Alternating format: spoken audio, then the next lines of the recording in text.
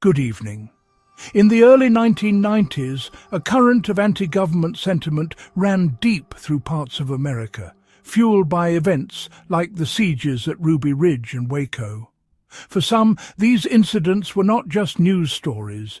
They were a call to arms against what they saw as federal overreach.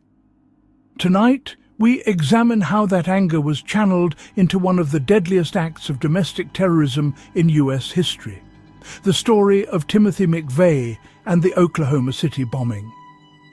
Months before the attack, McVeigh, a decorated Gulf War veteran, began to fixate on symbolic federal targets. He saw them as the embodiment of a system he believed had declared war on its own people.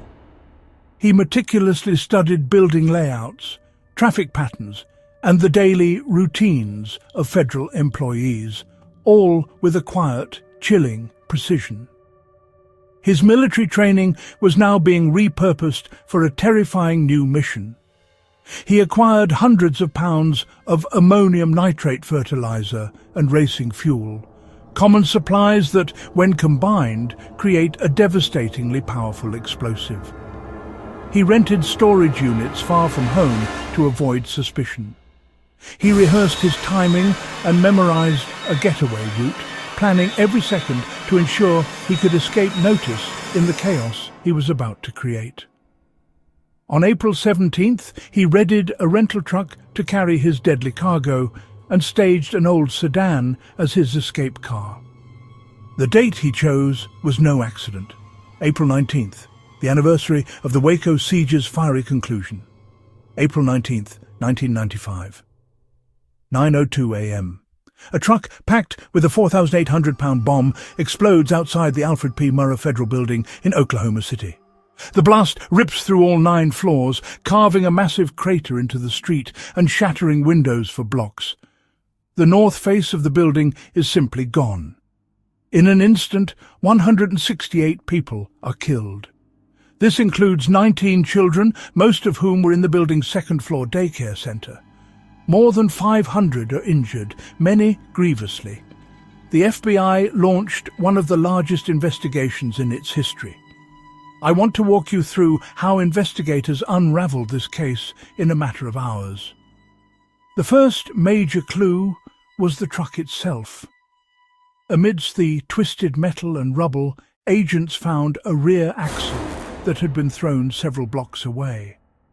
Miraculously, a vehicle identification number was still stamped on it. That number led them to a rental agency in Junction City, Kansas. The truck had been rented under a fake name, Robert Kling. But the clerk remembered the man. An FBI sketch artist created a composite of a quiet man with a military-style haircut. The sketch was broadcast nationwide. Then, a stroke of luck. Just 90 minutes after the bombing, a state trooper pulled over a beat-up 1977 Mercury Marquis driving without a license plate. It was a routine stop. The officer arrested the driver for carrying a concealed weapon. That driver was being held in a local jail, completely unaware that he was the subject of a massive federal manhunt. As his release date approached, a federal agent cross-referenced his name with records of those who had rented trucks or stayed in local motels. The fingerprints were a match. His name, Timothy McVeigh. As the city dug for survivors, the nation reeled. Lines formed around blocks for people to donate blood. First responders worked non-stop, refusing to rest. Rescue dogs and their handlers searched through the unstable rubble day and night. 2 days after the bombing, McVeigh was transferred into federal custody. The investigation widened, leading to his associate, Terry Nichols. The legal process moved swiftly. In 1997, a jury found McVeigh guilty on all 11 counts, including conspiracy and murder. He was executed by lethal injection in 2001. His co-conspirator Terry Nichols was convicted separately and received multiple life sentences. Out of the horror, a symbol of resilience rose from the rubble. the Survivor Tree, an American elm that withstood the blast and continues to thrive today.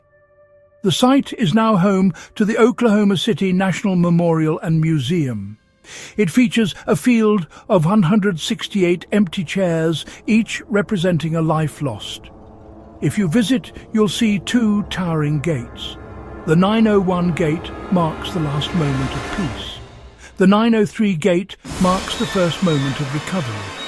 They frame the moment everything changed, and the moments after, when a community answered with courage and compassion. This story isn't just about a blast. It's about the people who ran toward the danger to help. It is a solemn promise to never forget, and a testament to how memory, when honored, can build something far stronger and more enduring than fear.